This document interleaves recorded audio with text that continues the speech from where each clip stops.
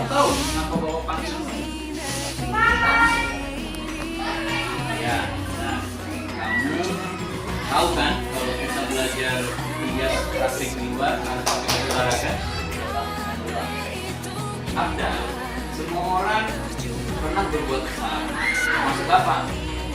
Namun setiap tindakan yang kita lakukan pasti ada alasannya. Kira-kira apa alasannya kamu tidak pakai baju olahraga tadi? Pak, kemarin baju olahraga saya pakai main bola. Akhirnya baju itu kotor. Saya lupa kalau hari ini ada pelajaran kerja. Baju baru kata. Kamu masih ingat keyakinan kelas yang kita sepakati? Jadi pakai baju olahraga pelajaran kerja. Nah, kamu paham. Lalu kira-kira adakah solusi untuk masalah ini? Ya Pak. Pertama, kita minta maaf karena tidak memakai saat pelajaran kerja. Assalamualaikum warahmatullahi wabarakatuh. Jadi di puji syukur kita panjatkan kehadirat Allah Subhanahu Wa Taala dengan limpahan rahmatnya kita dapat berjumpa berkumpul dan diberi kesehatan, ya, sehingga kita bisa melaksanakan kegiatan pada siang hari ini. Jadi untuk mempersingkat waktu, agenda kita hari ini yang pertama pembukaan sebagaimana berlangsung, yang kedua itu pembacaan doa. Nanti dipersilakan Pak Deharman pimpin kita doa. Yang ketiga sambutan dari Ibu Kepala Sekolah. Yang keempat kita masuk materi tentang bagaimana pelaksanaan budaya positif di sekolah. Jadi materi pelaksanaan positif budaya di sekolah ini nanti kita akan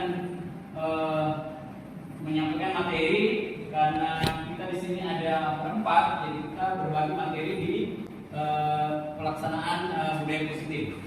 Baik, untuk mempersingkat waktu, saya persilakan Pak Deharman untuk memimpin doa. Waktu dan tempat saya persilakan. Assalamualaikum warahmatullahi wabarakatuh. Waalaikumsalam warahmatullahi wabarakatuh. Alhamdulillah kepada kita sekalian yang sempat hadir pada siang hari ini dalam rangka pelaksanaan budaya positif di sekolah, tentunya dalam rangka ini adalah kegiatan komunitas belajar. Jadi saya ajak kepada kita sekalian untuk berdoa kepada Allah Subhanahu Wa Taala agar kegiatan kita pada hari ini dilancarkan dan dimudahkan oleh Allah Subhanahu Wa Taala. Amin. Bismillahirrahmanirrahim. Alhamdulillahirabbil alamin. Hamdan syakirin, hamdan naimin, hamdan yu'afi ni'amah wa yakatu madina. Ya Rabbana lakal hamdu kama yanbaghi li jalali wajhika subhanahu. Allahumma shalli ala sayyidina Muhammad wa ala ali sayyidina Muhammad. Allahumma rabbana taqabbal minna salatana wa siyamana wa ruku'ana wa sujudana wa qu'udana wa tadarruna wa tashuana wa ta'dilana wa tafsirana wa ta'ala. Ya Allah, ya Allah, ya Rabbal alamin. Rabbana zalamna anfusana wa illam taghfir lana wa tarhamna lanakunanna minal khasirin. Rabbana atina fid dunya hasanah wa fil akhirati hasanah wa qina adzabannar wa qina adzabannar wa qina adzabannar. Walhamdulillahi rabbil alamin. Wassalamualaikum warahmatullahi wabarakatuh. Waalaikumsalam warahmatullahi wabarakatuh. Baik, yang berikutnya sambutan dari Ibu Kepala Sekolah, waktu dan tempat saya persilakan. Yang terhormat Bapak Wakil Kepala SMP Negeri 33 Taman Selatan, Bapak Ibu Guru yang saya hormati, Assalamualaikum warahmatullahi wabarakatuh. Waalaikumsalam. Ya, alhamdulillah puji syukur kehadirat Allah Subhanahu wa Ta'ala yang Maha Esa. Pada siang hari ini sesuai agenda yang telah ditentukan bahwa hari ini adalah salah satu kegiatan dari komunitas belajar di sekolah kita, yaitu Ruang Berbagi SMP Negeri 33 Konawe Selatan, dengan tema diseminasi pelaksanaan budaya positif di sekolah. Semoga kegiatan kita siang hari ini dapat bermanfaat bagi kita semua, sehingga nanti apa yang disampaikan dari rekan-rekan teman CG angkatan 9 ini bisa kita aplikasikan atau implementasikan pada pelaksanaan budaya positif di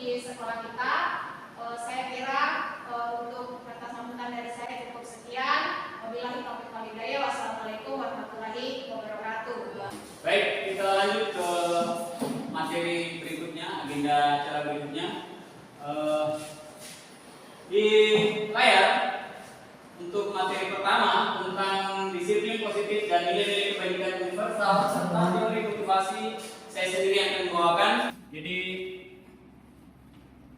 karena kami di sini berempat, jadi materi ini kami bagi 4. Nah, untuk materi pertama disiplin positif dan nilai-nilai kebajikan universal serta teori motivasi saya akan bawakan. Untuk yang pertama, saya bertanya dulu, apakah teman-teman masih semangat? Semangat. Syukur, masih semangat. Yang pertama, saya ingin masing-masing teman-teman saling berhadapan dengan teman yang ada di sampingnya. Silakan berhadapan.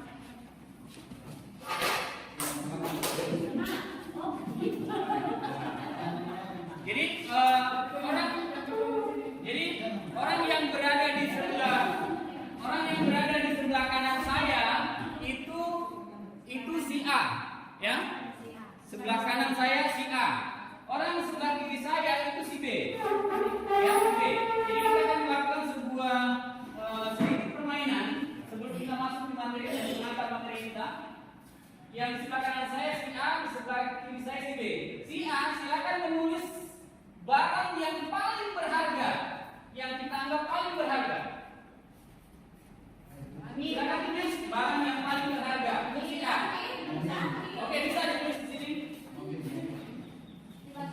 Barang ya. Barang yang paling dicintai, paling dihargai. Lebih dari satu boleh. Lebih dari satu boleh. Boleh. Yang penting tulis silakan. Kalau iya, mau benda, mau barang, mau makhluk hidup yang paling dicintai. Kalau misalnya sama pilihannya. Jangan salah. Apapun. Mau emas, mau uang, mau istri di rumah, mau suami di rumah, mau anak. Pas nggak ada istri.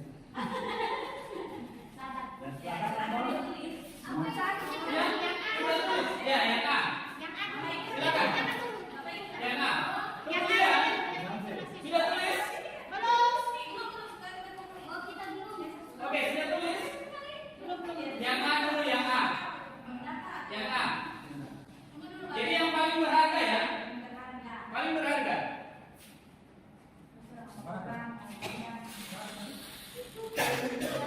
Oke, kalau sudah, setelah ditulis silahkan kepal tulisannya di terserah mau pakai kanan atau kiri. Kepal tulisannya di lengan sebelah kanan atau kiri, terserah kepal. Silakan dikepal. Sudah? Dikepal? Oke, kalau sudah dikepal, sekarang yang ada di sebelah kiri saya tugasnya B. B, perhatikan. Orang B berusaha membuka kepalan di sebelah A. Ya, perhatikan dulu. Berusaha membuka kepalan yang ada di sebelah A. Yang B, terserah mau mengancam, mau merayu, mau memberi imbalan penghargaan. Ya, silakan. Jadi yang B, yang A, perhatikan. Dibungkus. Yang B, yang A berusaha mempertahankan karena itu kan barang yang paling Bapak Ibu cintai. Ya kan? Ya. Yang boleh memaksa, boleh ancaman, boleh. Selain juga boleh. Kriminal ini para. Jadi silakan. Mau dipaksa juga boleh. Bagaimana caranya supaya bisa mengambil barang berharga yang disembunyikan oleh si A tadi, yang B? Silakan. Ya, boleh.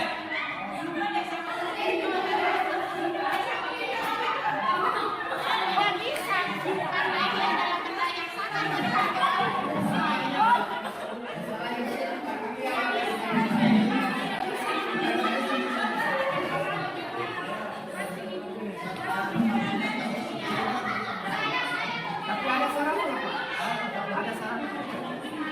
pertama, kalau Bapak kira-kira kita mau apa kan ini? Aku lihat saya dari side masih.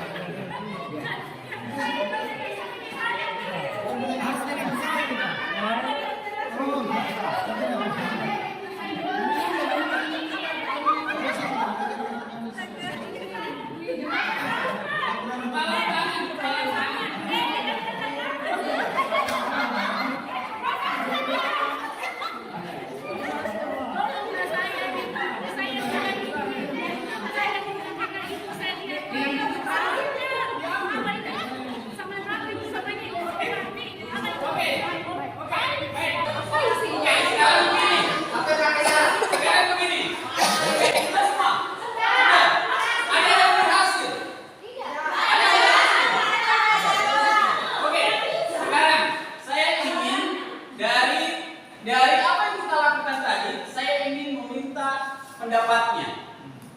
Siapa yang bisa berpendapat? Saya ingin minta pendapatnya. Dari perlakuan yang kita lakukan tadi, bahwa si A itu mempertahankan barangnya, si B berusaha mengambilnya. Yang kita lakukan barusan. Maksudnya diambil barangnya, saya. Bapak kan tadi yang A mempertahankan barangnya. Ya, silakan. Terima kasih Pak. Jadi apa yang barusan kami lakukan tadi ini, saya si A, ini Bapak si B. Ya. Jadi tadi saya tawarkan, bolehlah kamu ambil tapi dengan satu catatan, jaga rawat saya punya barang. Iya dan terima kasih. Oke, ini yang terambil barangnya. Sekarang yang tidak, yang mempertahankan barangnya tadi. Silakan. Iya. Tadi sudah saya tuliskan hal yang paling berharga di dalam hidup saya. Boleh saya sebutkan? Bisa. Boleh.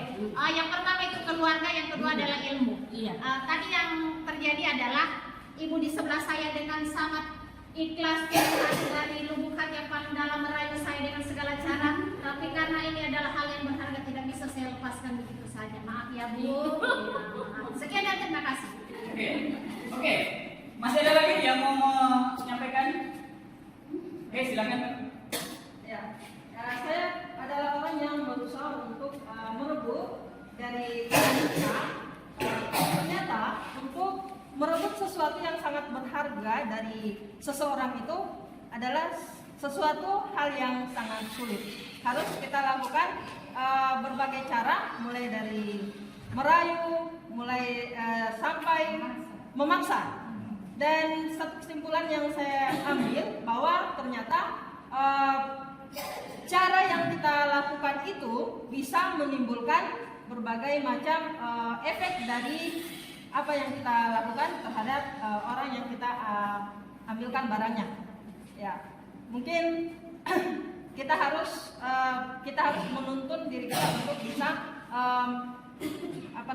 mengambil atau meminta sesuatu dengan cara yang terbaik. Kita harus memikirkan satu tindakan yang terbaik agar tidak ada yang terluka atau tidak ada yang tersakiti. Jangan ada Sekian dari saya. Oke, baik, terima kasih atas pendapatnya. Jadi seperti ini, kita bicara tentang perubahan paradigma. Hal yang contoh kasus yang saya sampaikan tadi, bahwasanya ketika kita mempertahankan barang yang paling bernilai dalam diri kita atau dalam hidup kita, itu menunjukkan bahwa tidak ada seorang pun yang mampu mengendalikan diri kita kecuali diri kita sendiri. Karena kita mempertahankan apa yang kita punya. Orang lain dengan berbagai tipu daya dan sebagainya kita tetap mempertahankan. Kalau ada tadi yang sempat diberikan karena negosiasi, ya itu manusiawi juga. Tapi pada dasarnya, jadi pada dasarnya perubahan paradigma kita berpikir bahwa barang miliknya kita itu harus kita pertahankan. Yang berikutnya, tidak ada orang yang mampu mempengaruhi diri kita kecuali dirinya kita sendiri. Ya, jadi itu untuk perubahan paradigma. Bisa dipahami teman-teman? Bisa. Oke, berikutnya. Pada perubahan paradigma tadi ada ilusi guru mengontrol murid. Artinya apa? Bahwa kita guru tidak bisa kita intimidasi murid. Yang mampu mengontrol murid ya dirinya sendiri. Ya, jadi guru hanya mampu mengontrol dirinya sendiri. Ya, murid juga demikian. guru harus memberikan keleluasaan untuk murid atau siswanya kita untuk mengontrol dirinya sendiri. Jadi tidak ada kita nanti akan berlanjut di teori motivasi. Di situ akan jelas kenapa ada teori yang dari dalam dan ada teori yang dari luar. Sebentar kita akan bahas apa. Yang berikutnya ilusi bahwa kritik dan membuat orang merasa bersalah dapat menguatkan karakter. Jadi biasa kadang-kadang kita banyak kejadian, apalagi kasusnya di sekolah kita, ketika ada kasus anak bersalah, kita kuatkan dia, kemudian kita buat dia, oh saya bersalah. Ketika saya bersalah, dia mulai koreksi dirinya, sedikit koreksi dirinya. Dengan koreksi dirinya, lama-kelamaan itu akan membentuk suatu karakter yang kita inginkan, ya, karakter yang kita inginkan. Yang berikutnya, ilusi bahwa semua penguatan positif efektif dan bermanfaat. Penguatan yang positif itu akan selalu bermanfaat. Kita sebagai guru jangan pernah mudah menyerah bahwa saya sudah berkali-kali kasih tahu, tetap begitu saja. Jadi tugasnya kita untuk terus mengingatkan penguatan positif. Ya. Yang berikutnya, ilusi bahwa orang dewasa memiliki hak untuk merasa memaksa. Sama tadi, kita merasa bahwa kita bisa paksa anak-anak cepat pukul, ayo sini. Jadi ilusi itu yang membuat kita di perubahan ilusi kontrol namanya, perubahan paradigma. Ya. Jadi kita merasa bahwa guru kita bisa memaksa siswanya kita. Itu sebenarnya tidak boleh. Ya. Di teori ini, yang berikutnya perubahan paradigma dari stimulus respon ke teori kontrol. Kalau yang lalu stimulus responnya kita mencoba mengubah orang agar berpandangan sama dengan kita. Kita kan selama ini bilang, ayo kamu harus sama dengan saya.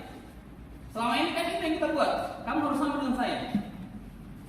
Teori kontrolnya kita berusaha memahami pandangan orang lain. Artinya kita tidak boleh maksa.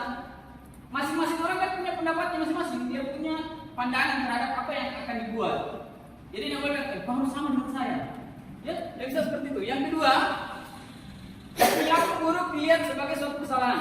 Selalu setiap kita lihat anak-anak, kita lihat dia buruk, perlakuannya jelek, oh sudah kesalahan semuanya. Ya. Padahal ketika dia melakukan itu pasti ada alasannya. Nanti akan dijelaskan di segitiga restitusi. Yang ini. Yang berikutnya, semua perilaku memiliki tujuan kan? Yang berikutnya, orang lain bisa mengontrol saya. Jadi kadang seperti ilusi di awal tadi, kadang kita berpikir bahwa orang bisa kontrol kita, ya? Yang seharusnya hanya dirinya kita yang bisa mengontrol diri kita sendiri. Orang lain itu hanya dari luar, ya? Yang berikutnya, pemaksaan ada pada saat bujukan gagal. Kolaborasi dengan proses penciptaan pilihan baru. Biasanya kalau kita bujuk-bujuk itu gagal, maka jalan terakhir kekerasan. Itu yang lalu kan seperti itu, ya. Makanya di teori kontrol itu harus terjadi kolaborasi, saling bekerja sama, saling menguntungkan, menimang atau menimbang baik buruknya. Jadi itu ya. Yang berikutnya, model berpikir menang kalah. Kalau di teori kontrolnya dia menang-menang. Artinya kalau stimulus responnya bagus yang selama ini kita jalankan, harus ada yang menang dan harus ada yang kalah. Ya, sebetulnya seperti itu. Harusnya kita berpikir ke dua-duanya harus menang. Ya, dua-duanya harus menang. Berikutnya, oke, kita ini disiplin positif. Teori kontrol, teori pilihan Dr. William Glasser. Jadi di sini disiplin, ya. Jadi disiplin itu coba bacakan Pak Sulit.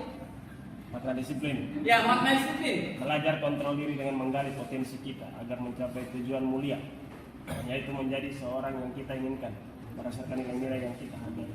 Jadi disiplin, kalau di pemikiran awal disiplin itu harus ikut aturan dan sebagainya. Di sini dimaknai bahwa disiplin itu harus mengontrol diri dengan tujuan yang akan kita capai. Jadi makna disiplin itu tidak sekaku yang kita bayangkan. Ya. Jadi seperti itu. Jadi semua perilaku yang dilakukan itu memiliki tujuan. Kemudian model berpikir kenang-kenangan kayak yang tadi stimulus respon. Kemudian ketika melakukan suatu kegiatan pasti realitas kebutuhan ya. Karena masing-masing pandangan orang berbeda, kebutuhan seseorang berbeda, sehingga memiliki tujuan yang berbeda. Itulah disiplin. Berikutnya, oke, makna disiplin kita kembali berasal dari bahasa Latin yang artinya belajar. Jadi disiplin itu bukan karena baris dia disiplin, disiplin itu belajar. Yang berikutnya, disiplin itu berkonotasi dari diri.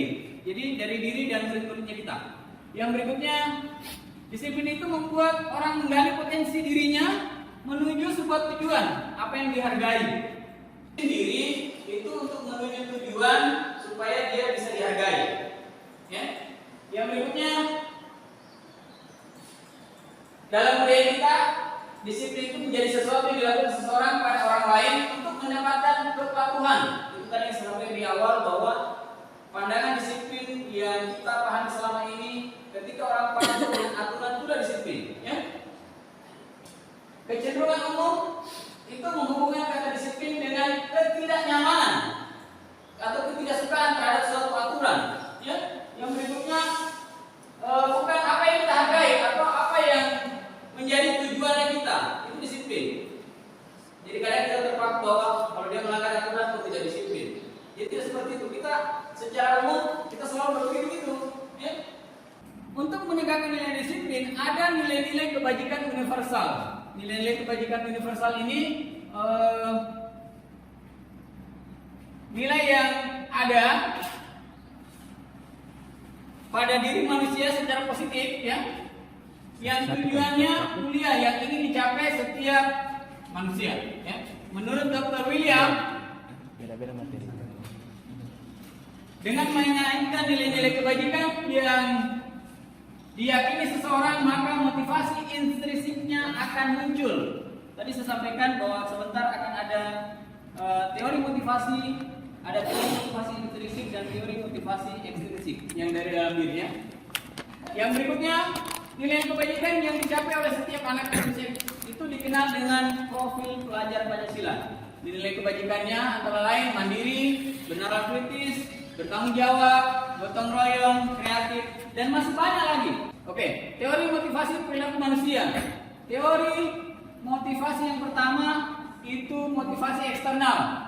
Yang pertama untuk menghindari ketidaknyamanan atau hukuman. Biasanya setiap orang, bukan hanya siswanya kita, kadang-kadang kita, situasi untuk menghindari ketidaknyamanan atau hukuman, misal apa yang akan terjadi apabila saya tidak melakukannya. Ya, contoh, kalau kita tidak mengajar, kita sering bolos mengajar, berarti takutnya sertifikasinya tidak cair. Jadi itu motivasi yang pertama. Motivasi yang pertama itu motivasi munculnya dari luar, dorongan yang dari luar, seperti yang orang yang B tadi yang berusaha membuka punyanya A. Itu dorongan dari luar, rujukan. Ya. Kemudian yang kedua untuk mendapatkan imbalan dari orang lain, institusi. Jadi kita ingin dihargai, kita ingin disanjung, ya. Ya, apa yang saya dapatkan apabila saya melakukannya? Penghargaan di sini. Nanti materi penghargaan akan dijelaskan teman yang lain. Di situ kita akan pahami penghargaan, ya, penghargaan dan hukuman. Itu masuk juga motivasi eksternal. Yang berikutnya, yang ketiga, untuk menghargai diri sendiri. Saya akan menjadi orang yang seperti apa bila saya melakukannya. Ini motivasi internal. Di motivasi yang ketiga inilah yang harus dan akan kita tumbuhkan, baik diri sendiri maupun dengan selain kita. Jadi dia sadar motivasi itu muncul dari dalam dirinya. Jadi tidak akan terjadi perubahan kalau tidak dimulai dari dirinya. Ketika muncul dari dirinya maka akan terbentuk karakter yang kita inginkan sesuai dengan tujuan pendidikan kita, termasuk visi-misinya sekolahnya kita. Jadi motivasi internal itu datangnya dari dalam diri, ya, dari dalam diri. Oke, saya kira itu bahasan dari saya. Berikutnya akan dilanjutkan oleh Pak Surya ya. Oke, terima kasih dari saya. Sebentar kita bisa lanjut di sesi tanya jawab. Begitu Pak Surya? Oke, diskusi. Demikian untuk sementara dari saya. Billahi taufiq wal hidayah. Assalamualaikum warahmatullahi wabarakatuh. Ya, assalamualaikum warahmatullahi wabarakatuh. Kalau dapat materi, ternyata. Contoh misalnya, yang saya kerjakan tugas di depan saya kasih permen, saya kasih efektif. Kenapa tidak efektif? Penghargaan merusak hubungan. Coba yang ketiga yang terakhir. Ya ini atas. Penghargaan mematikan kreativitas pada saat kapan? Contoh, kita melakukan memberikan penghargaan atau reward kepada siswa. Jawabannya boleh. Tapi yang bagaimana dulu? Nih, yang pertama, beri pengakuan secara khusus. Jangan di depan umum. Ya, harus menghargai yang ada di dalam kelas kita. Bukan cuma yang berhasil menjawab soal yang mau dihargai. Si anak yang datang duduk diam dan mendengarkan apa yang menjadi materi kita, bahkan sampai dia menulis juga walaupun jawabannya salah, itu juga harus menghargai. Jelas Bapak? Ya, jangan hasil akhirnya. Seperti yang saya bilang tadi, murid yang datang di kelasnya kita, alhamdulillah dia datang, itu kita apresiasi. Dibandingkan dengan yang sudah kita panggil di belakang karena tidak mau datang. Itu kita untuk melakukan pengakuan atau penghargaan tadi. Kemarin saya perhatikan kamu peduli. Ini juga adalah penghargaan yang akan diingat terus oleh murid. Bayangkan, misalnya saya sendiri, kalau misalnya dikasih penguatan bahwa terima kasih, sudah bagus saya kemarin saya selesaikan rumahku, saya cat rumahku. Itu terima kasih itu akan terngiang-ngiang terus. Coba bayangkan. Menurut saya, ya menurut Bapak itu hukuman atau konsekuensi? Hukuman atau konsekuensi? Hukuman. Oke, sebentar kita lihat dulu ya. Ibu Amra, lari mengelilingi lapangan basket 2 kali karena terlambat hadir di sekolah. Hukuman atau konsekuensi? Hukuman. Pak Abdul Muiz, murid diminta untuk push up 15 kali karena tidak menggunakan masker kecuali sore-sore. Itu hukuman atau konsekuensi? Konsekuensi. Saya paham ya. Ibu Gus sudah mengaku. Jadi dikali. Membersihkan tumpukan air di meja tulis ketika tersenggol pada saat belajar. Konsekuensi. Siapa yang berat? Intinya kalau hukuman itu prosesnya adalah secara tidak sengaja dan tidak ada hubungannya dengan pelanggarannya. Tidak ada hubungannya. Kalau konsekuensi ada hubungannya. Contoh, nih, dia ganti kertas yang temannya yang dia coret-coret, itu ada hubungannya, ada hubungannya. Konsekuensi namanya. Ini lagi, lari lapangan basket 2 kali karena terlambat PJOK. Tapi kalau lari 2 kali karena terlambat sekolah, itu namanya hukuman karena tidak ada hubungannya. Kenapa dia di PJOK bisa boleh dikatakan konsekuensi? Karena PJOK kan hukumannya dia nih yang tadi. Kalau hukuman itu sesuatu yang menyakitkan harus terjadi. Jadi pikirannya kita tuh pokoknya harus ada satu batnya ya. Supaya tidak lakukan lagi. Tapi kalau di konsekuensi sesuatu saja harus terjadi walaupun tidak menyakitkan. Sama-sama. Yang kedua, membuat anak sakit secara fisik ataupun hati untuk jangka waktu lama. Kalau di konsekuensi, membuat anak merasa tidak nyaman dalam jangka waktu pendek, dalam jangka waktunya yang pendek, itu konsekuensi. Yang ketiga, anak membenci kedisiplinan. Kalau yang konsekuensi dia menghargai kedisiplinan. Dan sampai di bawah, kalau di hukuman, anak pasti akan marah. Karena tadi disuruh ganti. Oh, bagus sekali ini. Tidak ini saja. Tapi kalau dia terlambat dari sekolah, kalau kita suruh lari keliling lapangan, tidak ada hubungannya dengan yang punya kesalahan masa. Secara tidak sadar kita lakukan kesia. Tapi kalau konsekuensi itu sudah ada spontanitas ya. Iya, kalau hukuman kita spontan. Kalau konsekuensi tidak kayak sudah terstruktur.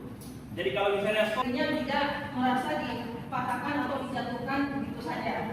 Jadi ada solusi yang ya, membuang sampah sembarangan. Selama ini yang mereka melakukan hal tersebut? Apakah karena ingin mencari perhatian? Restitusi ini kita tawarkan bagaimana dia bisa menembus kesalahan, yaitu dengan motivasi dari dirinya sendiri. Nah, kemudian memperbaiki hubungan.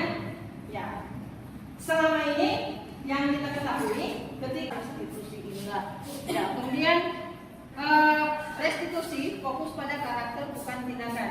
Nah, yang selama ini kita lakukan itu hukuman dan konsekuensi itu kita fokus pada tindakan, bukan fokus pada karakter murid. Nah, kemudian fokus pada cara dikucilkan dari teman-temannya. Ya, dan bahkan tidak jarang juga ada yang membuli, sehingga itu membuat dia kurang kepercayaan diri untuk bergabung dengan kelompoknya atau merasa dibuang atau merasa dianak-berikan. Ya, sehingga dengan restitusi ini kita harapkan mudah-mudahan anak-anak kita ketika kita menerapkan di sekolah kita ini, mudah-mudahan aturan dalam sekolah Mengapa kita harus bikin keyakinan kelas, bukan peraturan kelas? Mengapa kita harus materi? Sekarang saya tanya kembali, kalau misalnya Pak Harman dari rumahnya mau ke masjid, naik motor tak? Pakai helm tidak? Tidak. Alasannya? Dan kita sepakati bersama.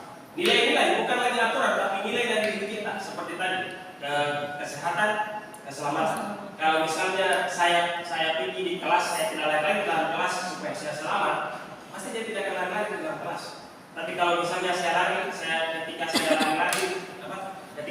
tidak lari dalam kelas, cuma untuk karena ada guru di depan, pasti dia ulangi kalau tidak ada guru.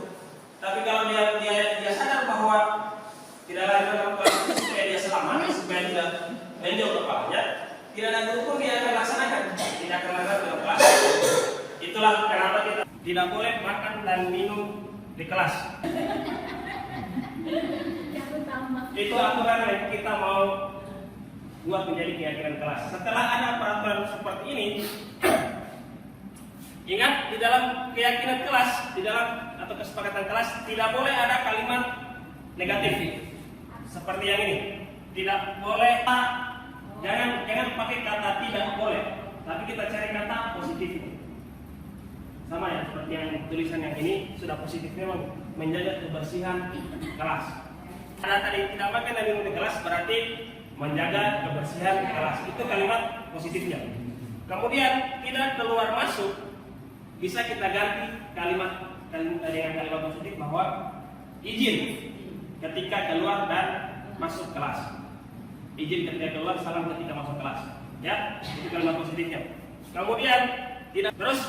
Setelah membuat tadi kalimat positif, kalimatnya yang kita mau jadi kalimat positif, maka kalimat tadi menjaga kebersihan dan gampang diingat. Yang gampang diingat. Jadi yang gampang diingat dan ada seperti ini. Kami kelas misalnya di kelas 8A. Kami kelas 8A adalah siswa yang menjaga kebersihan kelas. Itu contohnya, kan cuma dua tadi kita kelompokkan. Ya. Tabel T. Ini tabel T. Ini tabel T. Untuk lebih menjelaskan, untuk lebih memberikan penekanan kepada murid. Ya. Izin mengangkat tangan, kemudian izin ketika mau keluar kelas. Dan tidak tampak seperti ricuh. Keluar masuk saya tambah izin. Jangan orang. Kemudian di tabel Y, ini tadi tampak seperti dan tidak tampak seperti. Di tabel Y lebih mendetail lagi kita punya keyakinan kelas. Kenapa? Karena dia di sana ada 3 kategori utama. Ada terdengar, ada terlihat, ada berperilaku. Itu terdengarnya. Terlihatnya berarti sama dengan yang tampak tadi. Terlihatnya tidak ada sampah di dalam kelas. Berperilaku tidak boleh buang-buang sampah sembarangan. Kiri dan kanan sembarangan. Itu. Dan di kelas kita. Bisa kita lebih tekankan lagi kepada murid. Tugasnya guru mengajar. Tugasnya siswa. Tugasnya guru tidak boleh Guru tidak boleh marah-marah keyakinan kelas. Saya kira demikian dulu. Nanti kalau ada pertanyaan kita satu kali kan. Kebutuhan dasar manusia dan dunia berkualitas. Kebutuhannya berapa? Ada 5. Ah, itu 5. Ya, menurut William Glasser dalam bukunya The Theory, kebutuhan dasar manusia itu ada 5. Yang pertama, kebutuhan bertahan hidup.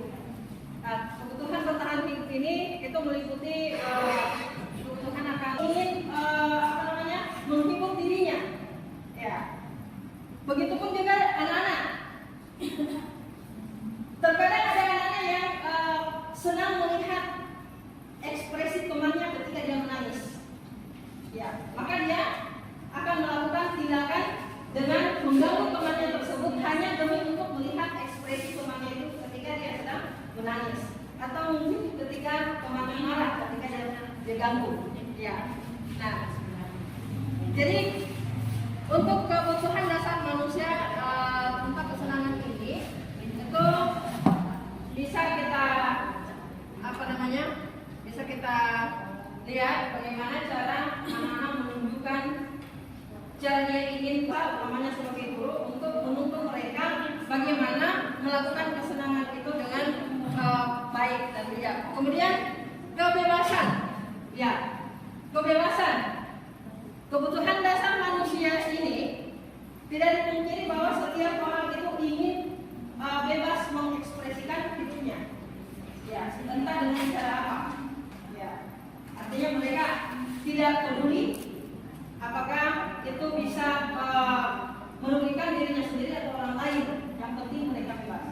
Nah, kebutuhan dasar manusia inilah yang harus kita sebagai guru bagaimana bisa kita menuntun mereka untuk bisa menemukan atau bisa kita kita penuhi kebutuhan dasar mereka ini dengan cara yang baik dan dengan cara yang bijak, menuntun mereka untuk bisa menemukan diri mereka dengan cara yang baik, ya. Kebutuhan dasar manusia saya rasa cukup akan dilanjutkan oleh Ibu Mawar Ibuita dengan materi tentang Assalamualaikum warahmatullahi wabarakatuh. Kita ucapkan tanpa kita sadari. Yang pertama, pasnya apa? Yang kelima, apa rencana kamu untuk memperbaiki hal ini? Ya, dari kelima kalimat yang sering kita ucapkan atau sering kita dengar, ini akan menentukan ibu ucapkan yang mana? Yang ibu milih nomor berapa? Jangan bosan, jangan. Pelan-pelan saya, awas. Gimana tuh? Uangnya apa tahu? 1, 2, 3, 4, 5. Dari kelima kalimat ini yang mana sering diucapkan? Oke, lanjut Ibu Sabila. Yang mana? Nomor 3, Bu. Nomor 3. Ya sudah, kali ini tidak apa-apa. Nanti Bapak Ibu Oke, terima kasih. Nomor 2. Oke. Pak Muklis. Pilih yang mana, Pak? Tinggal nomor 5. Yang mana? Nomor 5. Oh, mantap. Nomor 1. Oh. Mantap sekali. Oke, jangan kita semua.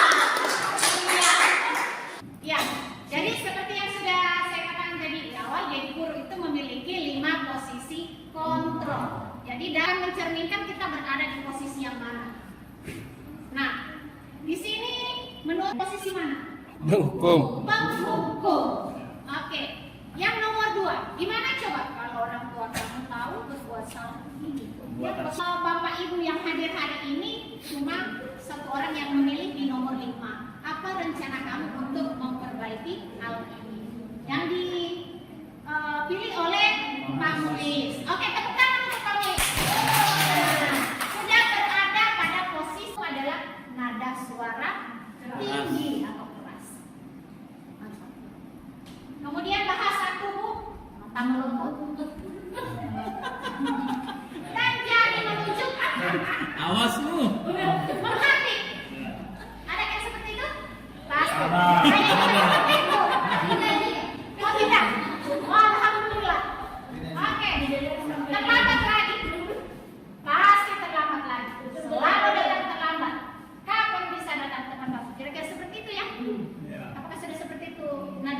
Mirip. Oh mirip. Oke. Konsekuensi logis dari akibat penerapan peran kontrol pendukung adalah kemungkinan murid marah dan mendendam ataupun dia bersikap agresif. Jadi itu konsekuensinya. Ya, lanjut. Posisi kontrol pembuat merasa bersalah. Posisi ini biasanya guru atau orang tua akan bersuara lembut. Pembuat merasa bersalah. Bapak benar-benar kecewa sekali. Jadi kalimat-kalimat seperti ini adalah kalimat yang mencerminkan kita berada pada posisi kontrol pembuat merasa bersalah. Lanjut. Iya, konsekuensi logis dari akibat penerapan peran kontrol pembuat rasa bersalah adalah murid akan merasa bersalah. Bersalah telah mengecewakan ibu atau bapak gurunya. Kemudian murid akan merasa menjadi orang yang gagal dan tidak sanggup membahagiakan pembuat rasa bersalah dari gurunya, maka dia itu memendam dalam hatinya. Itu lebih berbahaya lagi karena kita tidak tahu apa yang ada di dalam hatinya. Kemudian murid tertekan seperti inilah yang tiba-tiba bisa meletus amarahnya dan bisa menyakiti diri sendiri ataupun orang lain karena perasaannya tidak bisa dia ekspresikan keluar. Dampak positif. Kalau yang positifnya di sini berupa hubungan baik yang terjalin antara guru dengan murid. Kemudian di posisi teman menggunakan hubungan baik dan humor untuk mempengaruhi seseorang. Mereka berusaha. Kemudian hal lain yang bisa timbul adalah murid hanya akan bertindak untuk guru tertentu yang dianggap sebagai teman. Jadi sikap pada semua guru itu tidak akan sama. Yang dia anggap sebagai teman itu dia akan bersikap lebih baik, tetapi guru yang tidak dianggap temannya dia akan berubah sikapnya, tidak akan sama. Jadi murid akan tergantung pada guru tersebut yang dianggap teman tadi. Kemudian ciri khas posisi kontrol teman ini adalah nada suara ramah, akrab, dan bercanda. Kemudian bahasa tubuhnya merapat pada murid. Kita mengelus, ada masalah dia merasa bisa mengandalkan guru tersebut untuk membantunya. Akibat lainnya adalah jadi yang dianggap teman itu yang dia patuhi, yang bukan dianggap teman itu tidak akan dipatuhi. Kemudian posisi kontrol pemantau. Memantau itu artinya mengawasi. Pada saat kita mengawasi, kita bertanggung jawab atas perilaku orang-orang yang kita awasi. Kemudian pemantau ini berdasarkan pada peraturan dan konsekuensi dengan menggunakan sanksi atau konsekuensi. Kita dapat memisahkan hubungan pribadi kita dengan murid sebagai seseorang yang menjalankan posisi pemantau. Pertanyaan yang sering diajukan yaitu peraturannya apa yang telah kamu lakukan, sanksi atau konsekuensinya apa? Dan mengontrol murid. Ciri khas pemantau adalah dengan nada suara datar, bahasa tubuh yang formal biasanya bisa tidak menunjukkan emosian pada posisi pemantau. Oke, yang kelima, posisi kontrol manajer. Jadi dari kelima posisi tadi ini adalah posisi terakhir yang kelima yaitu manajer, yaitu posisi di mana guru berbuat sesuatu bersama dengan murid, mempersilahkan murid mempertanggungjawabkan perilakunya dan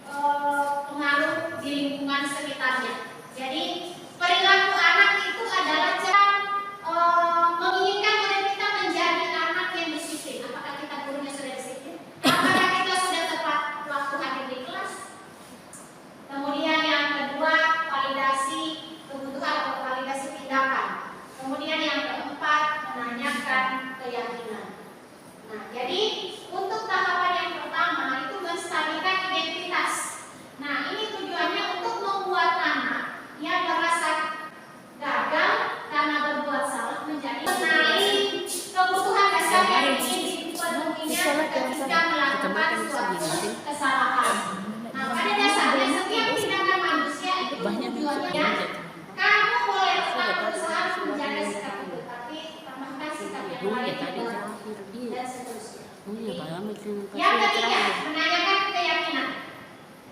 Ini itu kamu menjadi orang yang seperti apa. Jadi itu adalah contoh-contoh kalimat pertanyaan yang diajukan oleh guru kepada anak untuk menyelesaikan masalahnya agar dia bisa bertanggung jawab dan menghargai dirinya sendiri.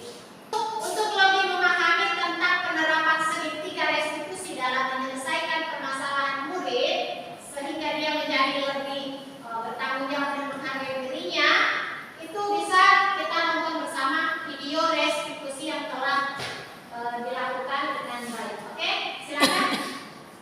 Mana yang kurang sesuai dengan keinginan kamu? Ya, saya sebenarnya sangat menghargai orang lain. Mungkin Jadi saya kira itu untuk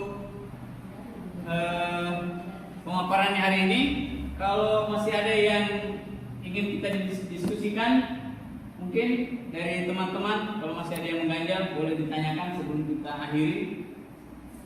Mulai dari disiplin positif, keyakinan kelas, restitusi, hukuman dan penghargaan, terakhir 5 posisi kontrol, dan penerapan segitiga restitusi di kelas.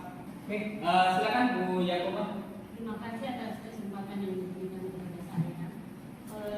Dari semua pemaparan tadi ya, sangat luar biasa, guru penggerak ya. Terima kasih atas semuanya. Yang saya ingin tanyakan, saya di kelas mengajar berkali-kali atau berulang-ulang berbagai macam cara yang saya lakukan, tidak pernah ada anak-anak yang mendengar. Kadang-kadang, susah sekali ini sekarang ini. Bahkan sudah tidak ada kedisiplinan, sudah dia tidak hargai lagi kita. Kita tegur, malah dia yang membentak dengan kita, malah dia marah-marah. Ya, berapa kali ini saya sudah kayak bagaimana ini saya sampaikan sama Pak Wakil Kepala Sekolah. Saya bilang, sepertinya ini anak-anak semakin lama semakin nakal. Ya, tapi ya terima kasih atas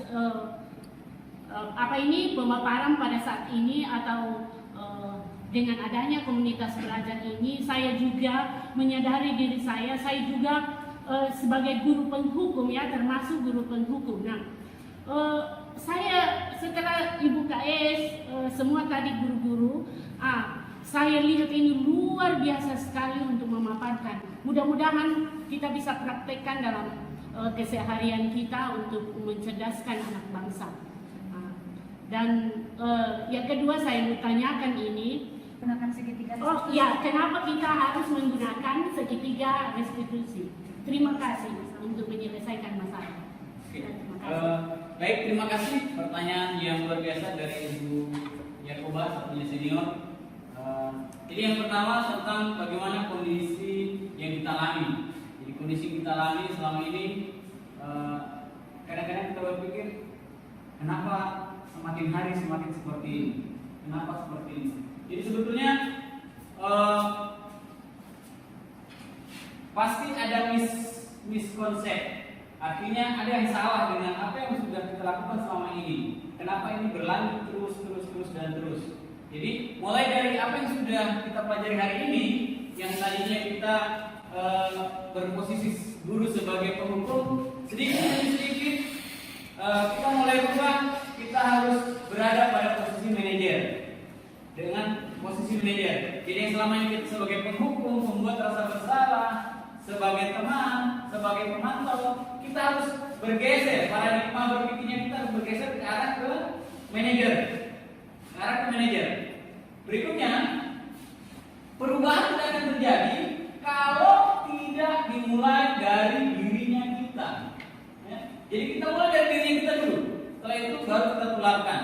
Jadi mungkin mudah-mudahan setelah kegiatan ini kita bisa mulai dari dirinya kita, kemudian kita tularkan.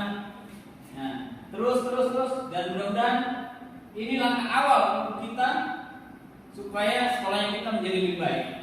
Yang berikutnya, kenapa harus segitiga restitusi? Kenapa harus segitiga restitusi untuk menyelesaikan masalah-masalah? Jadi dalam segitiga restitusi dia memiliki tahapan-tahapan yang sudah diuji dari beberapa penelitian bahwa yang pertama karena ada tindakan itu, yang pertama itu menstabilkan identitas. Di sini kita sebagai pendidik harus bisa menstabilkan identitas. Ketika ada masalah, seorang siswa ya atau muridnya kita pasti posisinya dia merasa tidak nyaman. Identitasnya itu pokoknya tidak enak, suasana hati apa semua tidak enak. Jadi kita buat dia rasa nyaman bersama kita. Yang kedua, validasi tindakan. Kita validasi tindakan. Semua tindakan yang mereka lakukan pasti punya alasannya. Dan tindakan yang dia lakukan itu pasti untuk memenuhi kebutuhan 5 kebutuhan dasar manusia tadi. 5 kebutuhan dasar manusia. Ya? Mungkin salah satunya dia ingin senang, mungkin salah satunya dia ingin disayang, mungkin salah satunya dia ingin bebas, mungkin salah satunya dia ingin bertahan hidup, mempertahankan sesuatu kan? Jadi itu. Yang berikutnya setelah kita validasi dia tindakannya karena apa? Kemudian kita baru membuka pikiran ke arah positif, membuka karakter motivasi intrinsik yang muncul dari dalam dirinya, ya, yang muncul dari dalam dirinya dengan menanyakan apa yang sudah dia yakini, apa yang dia sudah sepakati. Kenapa apa yang harus dia yakini? Karena ketika dia meyakini sesuatu, pasti dia tidak ragu untuk melakukannya. Misal, sholat atau beribadah, dia kan yakin bahwa Sang Pencipta itu ada. Jadi walaupun gak ada yang lihat, dia tetap laksanakan karena dia yakin. Jadi seperti itu jawaban dari saya. Mungkin ada teman lain yang menambahkan. Jadi saya sampaikan masalah yang dihadapi oleh murid. Yang pertama, dengan menggunakan segitiga restitusi yang terdiri dari 3 tahapan. Yang pertama, menstabilkan identitas, kemudian validasi tindakan, dan yang ketiga, menanyakan keyakinan. Kenapa harus dilakukan segitiga restitusi? Karena dengan diterapkannya segitiga restitusi ini atas tindakan yang telah dilakukannya, sehingga dia bisa bertanggung jawab atas tindakannya. Kenapa kita selama ini melakukan perang? Kenapa tidak sesuai dengan harapan kita selama ini? Bahwa anak-anak lebih senang untuk membolos, lebih senang untuk tidak ikut pelajaran di kelas. Lagi tidak boleh lagi bilang-bilang anjing. Contoh, dia terlambat datang kelas. Kita sebagai guru mari introspeksi dulu. Kita datang ke waktu, dia masuk ke dalam kelas, bajunya di kiri untuk merubah anak-anak itu. Sebelum kita tutup mungkin kita butuh refleksi. Jadi hari ini saya minta tolong mungkin dari Pak Wakil Pak Suyatno mungkin bisa menyampaikan dari apa yang pemaparan yang kami sampaikan hari ini, mungkin bisa sampaikan apa yang diperoleh, pembelajaran apa yang diperoleh hari ini. Jadi nanti Pak Yatno dengan Ibu Rina. Waalaikumsalam. Terima kasih. Saya menanggapi daripada paparan materi dari awal sampai akhir ini, mungkin banyak hal yang kita peroleh dari komunitas belajar di sekolah kita ini. Ya tentunya apa yang kita peroleh tadi mungkin sebagai bekal kita. Ya, bekal kita yang selama ini mungkin banyak permasalahan-permasalahan yang kita hadapi berkaitan dengan keadaan kita punya situasi kita naik, kita ubah mungkin selama ini yang mungkin apa yang belum bisa kita lakukan sesuai dengan teori tadi, mungkin itu merupakan introspeksi bagi diri kita masing-masing. Assalamualaikum warahmatullahi wabarakatuh. Baiklah, terima kasih atas kesempatan yang telah diberikan kepada saya. Di sini saya akan memaparkan sedikit hasil dari kegiatan komunitas belajar berbagi. Berikutnya terakhir mungkin di sekolah-sekolah kali sekaligus mungkin dia tutup kegiatannya kita, jadi dia simpulkan sekaligus menutup kegiatannya kita. Ibu kami silakan. Terima kasih untuk yang kesekian kalinya. Terima kasih atas perhatiannya sampai saat ini masih antusias untuk mengikuti lebih dahulu hadir di sekolah. Begitupun dengan di kelas, baik dalam tindakan maupun dalam perkataan, itu harus menjadi contoh teladan yang baik bagi muridnya. Kemudian sebaik dan sebagus apapun semua program yang kita rencanakan di sekolah, semua tidak akan berhasil kalau dikerja secara individu. Semua akan berhasil jika kita kolaborasi atau kerjasama semua pihak, baik antara kita sesama pendidik maupun antara pendidik dengan murid serta orang tua. Jadi itu semua akan berhasil jika terjadi kolaborasi. Jadi marilah kita bekerja sama dengan penuh keikhlasan, kesabaran. Semoga melalui kegiatan diseminasi pelaksanaan budaya positif di sekolah pada hari ini bisa bermanfaat dan bisa diimplementasikan dalam kegiatan kita sehari-hari di sekolah sebagai pendidik dalam mencerdaskan anak bangsa. Ya, dengan berakhirnya kegiatan kita pada hari